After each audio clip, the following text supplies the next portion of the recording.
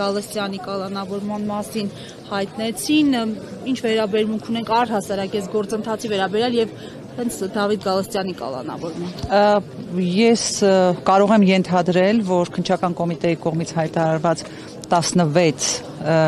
կալանքի ներկայացվածների մեծամասնությունը հաստատ կալանքի որոշում են տալու, որովհետև Փաշինյանի կողմից իջեցվել է ցուցում եւ իրենք այդ ցուցումը կատարել չեն կարող։ Սրբազանի պարագայում մենք տեսանք, որ մակագրվել է այնպիսի մի դատավորի, որից որևէ բան ակնկալել հնարավոր չէ։ Ես նույնիսկ կարող եմ ասել, որ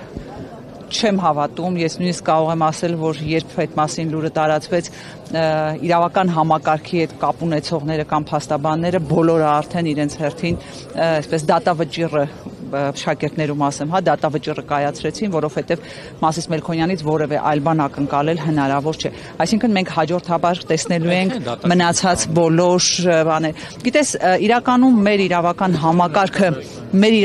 համակարգը այնքան են ապականել, որ ակնկալել, որ եւ քննչականից եւ դատարանից օրենքին համապատասխան որևէ որոշում կլինի, միամտություն կլինի, որովհետեւ հենց ամբողջ գործը, որ մենք տեսնում ենք, ինքը իրավական process-ի հետ որևէ կապ չունի։ Մենք տեսնում ենք, որ ապացույցները, որպես ապացույց ներկայացվող, չգիտեմ, խոզարկության արդյունքները կամ այն փաստաթղթերը, որոնք որ իրենք հրապարակում են, իրենց մեջ հակաիրավական որևէ տար չեն պատկերապարունակում։ Այսինքն իսկ ձայնագրությունները, գիտեք, ես չեմ վստահում այս իրավապահ համակարգի կողմից հրապարակված որևէ ձայնագրության։ Իսկ թղթի պլանը, գիտեք, դա զավեշտ է, անկեղծ եմ ասում, այդ հեղաշրջման պլանի մասին է, չէ՞ խոսքը։ Չեք կարողանում հեղաշրջումը լավ պլան չեք գտնում, թե լավ մեյքերներ չունեք։ Եթե մենք խոսում ենք այն պլանի մասին, որը որ Երևանից հրապարակվել էր, որը այսօր պարզվեց, որ 2024 թվականին էր վերաբերում, ինձ համար եկեք սկսենք նրանից, որ այդ պլանը հիշեցնում էր 2018 թվականի պլանը եւ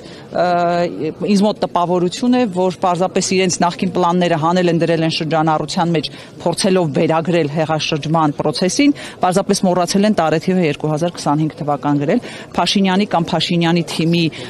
կամ Սիվիկի սենյակներում նկարված այդ պլանը,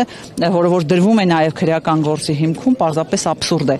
Հետևաբար այս process-ը իրավական չէ եւ ես այսօր մի անգամ եմ դա ասել, ես շատ եմ ցավում, որովհետեւ սրանով անլրջացնում են իրավական համակարգը ու նաեւ պետությունը։ Իրենք հավերժ չեն, բայց արդյունքում մեր իրավական համակարգի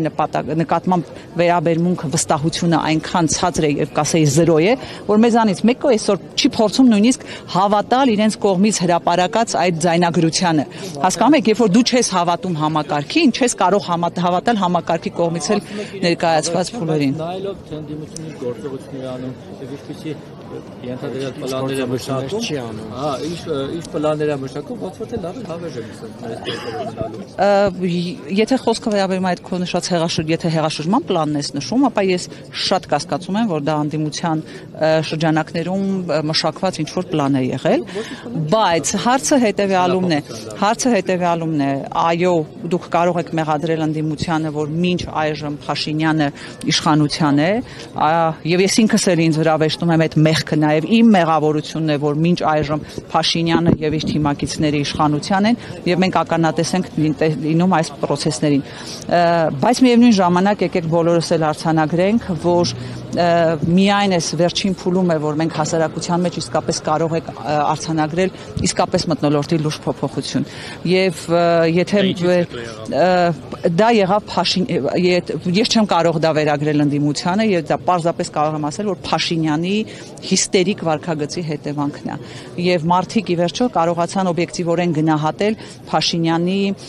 եւ գործողությունները եւ այն ինչ որ կարելի է Փաշինյանից սպասել։ Հիմա իրականում մթնոլորտը բոլորովին այլ է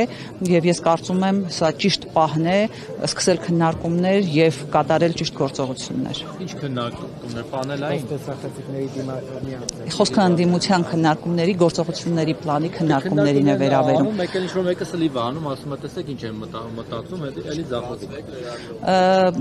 Ես անկեղծ ասած հիմա չեմ կարող այսպես ասել, թե եթե դու ակնկալում ես, որ ես պետք է ասեմ, թե հաջորդ քայլը այս պետք է անի, ընդդիմությունը սա պետք է անի եւ այլն,